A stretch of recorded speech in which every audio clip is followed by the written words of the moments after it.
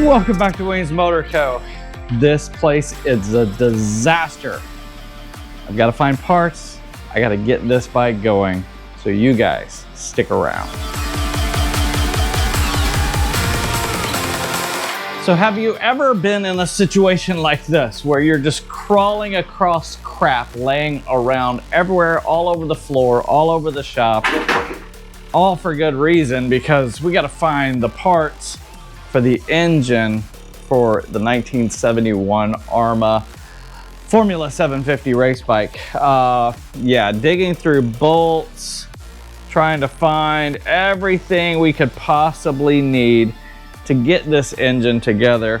And I think that's the idea for this video today, is to at least get the bottom end, the cases, into the frame, which means motor mounts, motor mount bolts, crankshaft, bearings in the cases. Speaking of the cases, we have the cases along with everything else laying around on the floor right here. These are our cases we're going to be using, and I'm going to need your guys' help with this.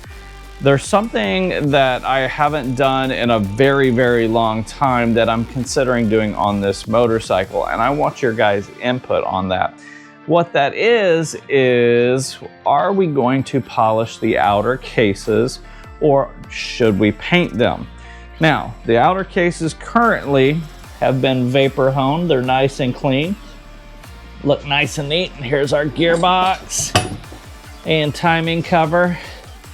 So I'm thinking about possibly doing these in a nice glossy black. Now, typical, like on Dad's bike, you'll see they have a somewhat polish. I do have a polished primary cover right here that's in really great shape. But I think the idea for this bike is to go with white, gray, and black color scheme. And a majority of this engine is going to be behind the fairing. The fairing, once again, is another one of those things laying in the floor here. We did get our cylinder all spec'd out, and we do have it painted factory black. But I want you guys to jump down in the comments and let me know right now whether I should polish those cases or we should go black on them. I'm kind of leaning towards black, but I'm going to let you guys decide. So jump down in the comments. What I'm going to do right now, it's like 6 o'clock in the morning. And all of this crap laying around is really starting to bother me. So what I'm going to do is I'm going to jump on the Rainmaker. I'm going to go take that thing for a ride, since it is legal now and able to go for about an hour ride, get a plan going into my head, and then we'll come back and we'll start tackling all of the tasks, which one of those is going to be picking up all of this mess, and then figure out where we're going forward in this video. So you guys hang out.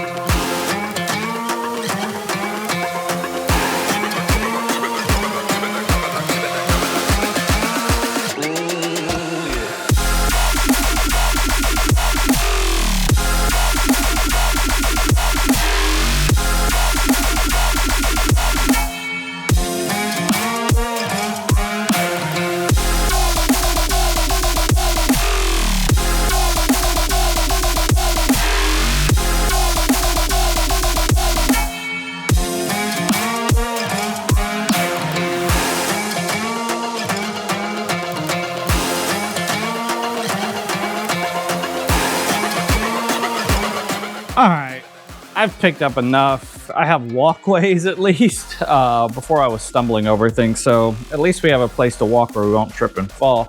But all of these brand new stainless steel hardware bolts and stuff like that, I'm gonna keep these out because we're needing those to assemble this bike together. Now what I did is I went ahead and my rear engine plates, I dished out the heads of every single one of them on both sides. Yes, it's a race bike, but I do want it to look good too. So we've got the motor plates all painted, ready to go together. I made a brake arm for the rear, which I utilized an old BSA front section and welded it onto a oil and frame Triumph rear section. Looks nice and neat. Will do the job greatly. But I think we're at the time and the process to maybe go ahead and start getting bearings into the cases. Speaking of the cases, we got them laid down here on the table. Underneath them is all of the stuff for the gearbox that needs to be cleaned up, and have all the stuff for the primary and everything over here. As far as the engine internals, I've already got those laid out over here. We have a set of 60 over pistons going into a 60 over cylinder, push rods, rocker arms, and tappets, push rod tubes, all that stuff there. I had a plan to originally use something really special in there, and that would be this thing. Now, this is a Megacycle cam. It's a 51065, designed for street and race. The problem is, it's recommended that the tappets you use on those cams to be the earlier style, which was 1 1/8 radius. I'm sorry, not 1 1/8, it was 3/4 radius. They do not want you to use the 1 1/8 radius tappets because they have a longer duration. And those longer tappets with the broader radius on them is what Triumph considered the R tappets. Now, those were the racing tappets for the factory race engines because they did allow for a little bit longer duration. Now, doesn't change anything with the lift. The lift is based on your cam. And that's why I was wanting to use that Megacycle cam. Problem is all I have is R tappets, so we cannot use that cam, assuming the risk that the lift is gonna be too high and the valve is gonna come down and hit the top of the piston, and we do not want that. So I do have a set of Triumph race cams. Is a little hot rod trick that guys use. It's called an E3134 cam. So I'm gonna put one of those in the intake and one of those in the exhaust. Should give us a little bit more pop up with the 60 over pistons to give us just a little bit of horsepower. 60 over is the maximum amount allowable to race in this class for the AHRMA Formula 750. Yes, it's a 650. It'll never reach up to that 750 standard unless I put a 750 big bore kit, which I had one kicking around, but I was like, you know what, I'm gonna save that for a different project. I just wanna get this thing on the track and get things going. So, speaking of getting things going and getting things on the track, we need to get on those cases, get bearings in them, and let's start getting this thing to go.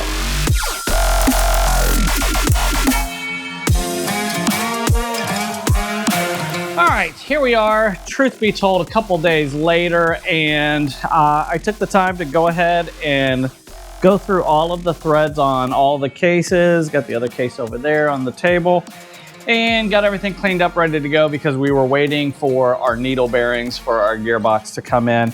Honestly, been suffering a little bit with allergies. It's that time of the year. Oh my gosh, Florida is covered in yellow pollen.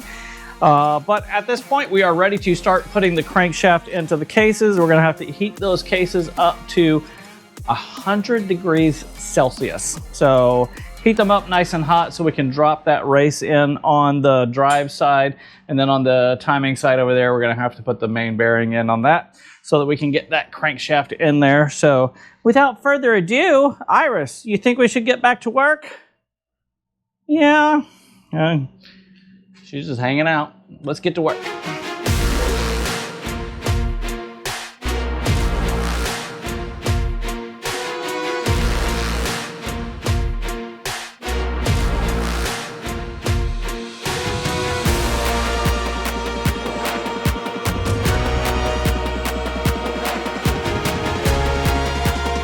All right, I am man enough to admit when I've made a mistake, and I made a huge mistake on this motor. When I was measuring the cases to figure out if they are metric or standard, I measured the wrong side of the case. I measured the drive side of the case, and they didn't change that over to metric. It was the timing side. So movie magic, you didn't see me having to take that metric crankshaft all back apart, which does go to that 71 motor. So I mean, I could put that together, and there's the bearing right there. So I was able to dig through some bins, and I found a really great shape standard bearing crank, which we have right here. Already got the rods put on. She's nice and smooth and ready to go into these cases. But before we go into these cases, we have to install the needle bearings for the lay shaft in the gearbox. Now, that is that little hole right there. One side of the case, which is the one I just pointed at, has a blind bearing. Basically means that I thought I had one laying around here somewhere. Whatever. Anyways, the back side of the bearing has a cap on it, so fluids can't get outside of the motorcycle, outside of the gearbox. And then the other side is through because it goes into the inner gearbox cover. There is a specific driver that you have to use so you maintain the integrity of the needle bearing, so it's measured and fits just right. But once again, we do have to heat the cases up to 100 degrees Celsius so that we can drive them in. But these only drive in so far. There needs to be a clearance from the lip of the bearing to the base of the case of between 74 and 78 thousandths. That's because there is a thrust washer right here. These thrust washers work as a bushing bearing surface, so when that lay shaft goes in there, it doesn't go up against the aluminum. So heating more cases, getting some needle bearings in. Once those needle bearings in, we'll be ready to throw the crankshaft in, the cams, and get ready to button the two halves together. So let's get the torch going again, and let's make it happen.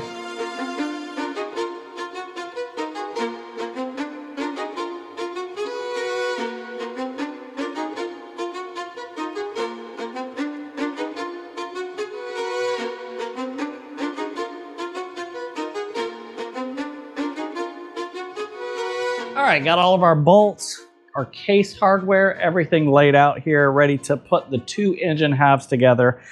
But I think we're gonna call it a day because that crankshaft put us behind our schedule today, but no big deal. We'll catch it up and we'll get these two pieces together so that we can get it into the frame. So you guys hang out.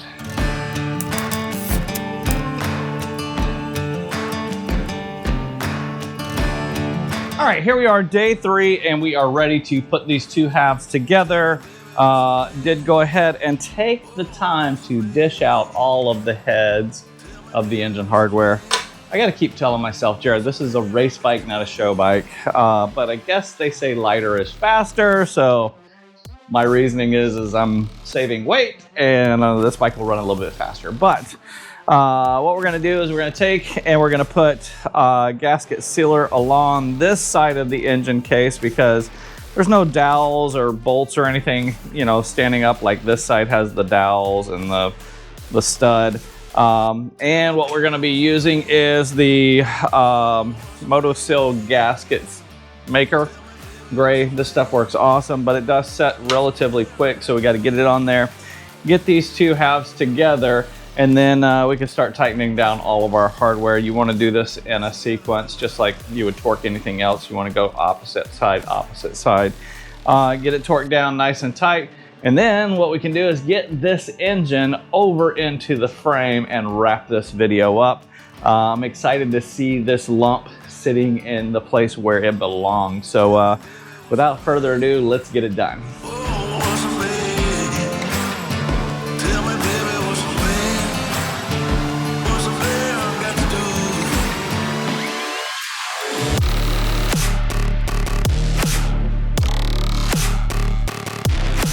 All right, we got everything snugged up nice and good. The last thing you want to do after you torque your two engine halves together is to make sure that everything spins nice and smoothly.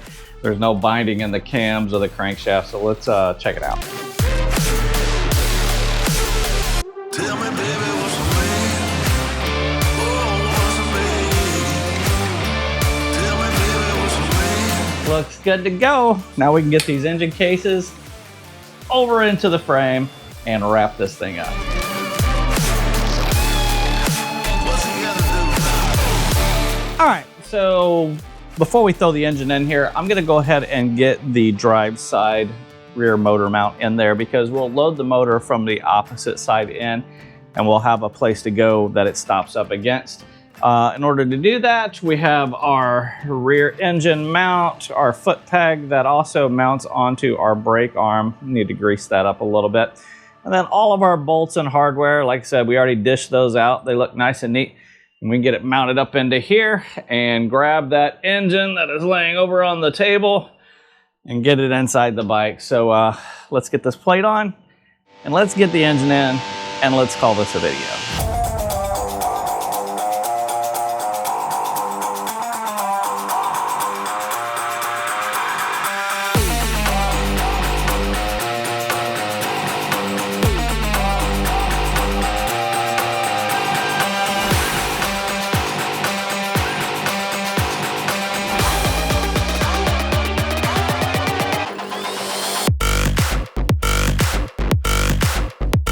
As Iris is inspecting our work, letting us know if we did a good job or not, I'm excited to say we do have the engine in the frame and we can plug on getting this thing all together. So next video, we'll be getting the gearbox in there. We'll be getting the top end of the engine in, probably working on the primary, and that would button everything up for the engine. So we thank you guys for hanging out.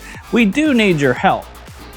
Let us know if you want us to paint those primary cover, timing cover, and kicker cover because that's going to be part of the next video. So I need to know what your guys thought on that. Should we paint it black or should we just polish them up? I'm kind of leaning towards the black, but we thank you for it. We thank you for hanging out. And if you guys are new around here, jump down and hit that subscribe button. If you really like the video, hit that thumbs up, turn those notifications on, and let everyone know what's going on right here at Weems Motor Co. Peace.